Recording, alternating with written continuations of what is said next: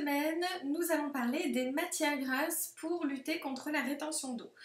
Alors, ça peut paraître un petit peu bizarre, mais en fait, les matières grasses, notamment les poissons gras, donc tout ce qui est sardines, maquereaux, thon, saumon, contiennent beaucoup d'oméga 3. Bon, ça, vous le savez déjà, je ne vous apprends rien.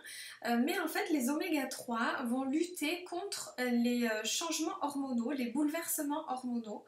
Et donc, pour beaucoup de femmes, de manger ces types d'aliments au moment des règles ou juste avant les règles, ça va permettre d'éviter de faire de la rétention d'eau et donc d'avoir des gonflements.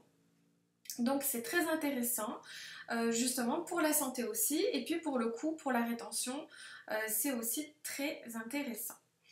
Donc je vous conseille d'en manger 2 fois par semaine pour justement avoir des apports, avoir les apports nécessaires en oméga 3 pour que ça fonctionne. Donc de façon naturelle, hein, n'allez pas prendre des gélules à base d'oméga 3, c'est tellement meilleur de manger des poissons. En plus ça vous apporte plein d'autres choses qui sont quand même primordiales pour la santé. Au niveau des huiles végétales, je vous conseillerais évidemment de varier les huiles parce qu'on trouve aussi des oméga dans les huiles, hein, il n'y en a pas que dans les poissons gras. Donc les huiles, en fait, il n'y en a aucune qui soit parfaite et qui apporte en quantité idéale tout ce dont vous avez besoin.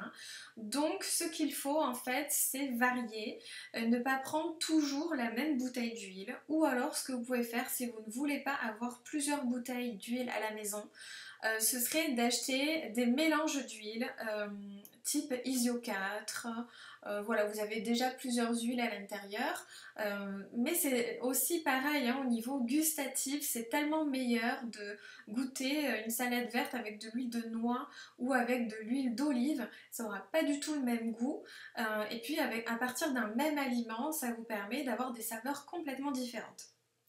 Donc je vous conseille évidemment de varier les huiles pour avoir des apports en acides gras essentiels variés et complets.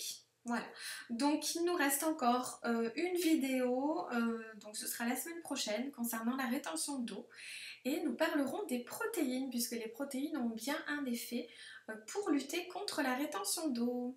À très bientôt!